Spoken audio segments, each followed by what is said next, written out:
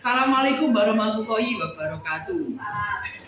Kami di sini akan menjelaskan tentang sejarah kejayaan Islam. Sebelum kami memulai percakapan pada pagi hari ini, perkenalkan nama saya Satrio Bayu Jadi, kelas 1142 dan absen 30. Dan nama saya Fabian Radit Octavian, kelas 1142, absen 10. Baik, bab pertama yang akan kami jelaskan di sini adalah periodisasi sejarah Islam. Mungkin kawan-kawan di sini tidak tahu apa periodisasi sejarah Islam. Itu akan dijelaskan oleh Pak Benar. Silakan Pak Benar. Periode klasik. Periode klasik berlangsung dari masa Rasulullah hingga penyerbuan pasukan Romawi ke dunia Arab pada tahun 1288 Masehi. Penyerbuan ini dipimpin oleh Halagu kan terhadap wilayah Muslim. Yang kedua, periode pertengahan. Periode pertengahan dibagi dalam dua fase, yaitu sebagai berikut: 1. Fase kemunduran. 2. Fase munculnya ketiga kerajaan besar. Fase yang ketiga, periode modern. Periode modern ditandai dengan berakhirnya ekspedisi Napoleon di Mesir pada tahun 1789 sampai 1801 Masehi dan munculnya tokoh-tokoh pembaharu Islam. Poin kedua adalah poin kemajuan umat Islam. Masa kejayaan Islam berlangsung pada periodisasi yakni sekitar 650 sampai 1250 Masehi. Pada masa tersebut terdapat dua kerajaan megah, yaitu Daulah Umayyah dan Abbasiyah. Daulah Umayyah didirikan oleh Muawiyah bin Abu Sufyan. Daulah Umayyah terus melakukan ekspansi hingga berhasil menembus wilayah Spanyol. Berakhirnya Daulah Umayyah menandai munculnya Daulah Abbasiyah yang didirikan oleh Abdullah al-Saffah Ibnu Muhammad Ibnu Ali Ibnu Abdullah Ibnu Al-Abbas yang dikenal sebagai As-Saffah. Daulah Abbasiyah memprioritaskan pengembangan ilmu pengetahuan kemajuan umat Islam. Pada masa itu didorong oleh faktor internal dan eksternal. 1. Faktor internal sebagai berikut: 1. Umat Islam selalu konsisten dan istiqomah pada ajaran Islam. 2. Ajaran Islam sendiri mendorong umatnya untuk maju. 3. Islam adalah tamat seluruh alam. 4. Islam adalah agama dakwah. 5. Islam mengajarkan keseimbangan dan menggapai kehidupan dunia dari kaum.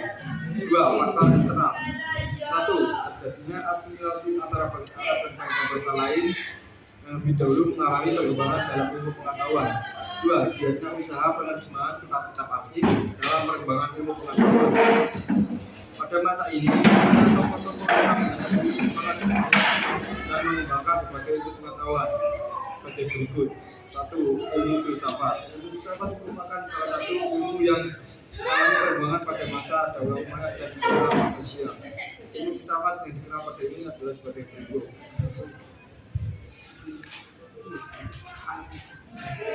Yang pertama adalah Al-Kindi sekitar 809 sampai 873 Masehi. Yang kedua adalah Al-Faribi wafat tahun 1016 Masehi. Yang ketiga adalah Ibnu Sina sekitar 1980 sampai 1037 Masehi. Yang keempat adalah Al-Ghazali sekitar 1885 sampai 1101 Masehi. Yang kelima adalah Ibnu Rus sekitar 1126 sampai 1198 Masehi. Kedua adalah bidang kedokteran. Ilmu kedokteran mulai berkembang pada masa Daulah Umayyah dan mencapai puncaknya pada akhir masa Abbasiyah. Dokter dan ilmuwan kedokteran yang lain pada masa ini seperti berikut. Yang pertama adalah Jabir bin Hasyan, kedua adalah Tabib bin Qura, ketiga adalah Ar-Razik atau Razek. Ketiga adalah bidang matematika. Ilmuwan dalam bidang matematika yang lain pada masa ini sebagai berikut. Yang pertama adalah Umar merupakan seorang insinyur yang menjadi arsitek pembangunan kota Baghdad. Yang kedua adalah Al-Khawarizmi yang mengarang kitab Al-Fibra atau Al-Jabar dan penemu angka 0. Yang keempat adalah ilmu hadis. Dalam ilmu hadis dikenal adanya kutubus sittah yang artinya 6 kitab Indo hadis dalam Islam. Pokok penyusun ke-6 kitab tersebut sebagai berikut. Yang pertama adalah Imam Bukhari, kedua adalah Imam Muslim, ketiga adalah Ibnu Majah, yang keempat adalah Abu Dawud. Yang ketiga, tokoh-tokoh pada masa kejayaan Islam. 1. Ibnu Rushd, 2. Al-Ghazali, 3. Al-Tirmidzi, 4. Al-Farabi, 5. Ibnu Sina. 1. Ibnu Rushd. Ibnu Rushd dikenal nama lengkap Abu Walid Ahmad bin Rushd, lahir di Cordoba atau Spanyol pada tahun 520 Hijriah atau 1126 Masehi. Dikenal dengan sebutan Al-Faris. 2. Al-Ghazali. Al-Ghazali yang nama lengkap Abu Bakar Muhammad bin Muhammad At-Tusi Al-Ghazali, lahir pada tahun 1058 Masehi dan wafat pada tahun 1111 Masehi. Adapun jasa-jasa beliau beragam umat Islam, antara lain 1. Memimpin madrasah, 2. mendirikan madrasah, 3. menulis berbagai macam buku. Yang ketiga adalah Al-Kindi. Al-Kindi adalah filsuf besar pertama Islam karena ia adalah orang Islam pertama yang mendalami ilmu filsafat. Beliau lahir pada tahun 801 Masehi pada pemerintahan Harun al-Rashid. Dengan nama Abu Yusuf Yakub bin Ishaq bin Sabi bin Amron bin Ismail bin Muhammad bin As bin Ais al-Kindi dan meninggal pada tahun 859 Masehi. 4. Al-Farabi. Nama lengkapnya yaitu Abu Nas Muhammad Ibnu Tarkan Ibnu Rizal Al-Farabi, lahir di Farabi pada tahun 872 Masehi dan wafat pada tahun 950 Masehi.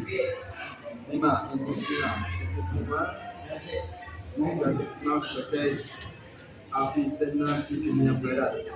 Adalah seorang filsuf, ilmuwan dan juga kedokteran. Ibnu Sina mempelajari Al-Quran dan ilmu agama, selain itu mempelajari matematika, algebra, fisika, geometri, astronomi, sosiologi, dan kedokteran. Dia jaga berbanyak dan dia juga dianggap sebagai bapak kedokteran modern. Baik, itulah penjelasan kami tentang bab sejarah kejayaan Islam. Kurang lebihnya mohon maaf Jika ada salah kata, mohon dimaafkan. Saya Satrio Berizati, saya Apian Radit Apian mengucapkan wassalamualaikum warahmatullahi wabarakatuh.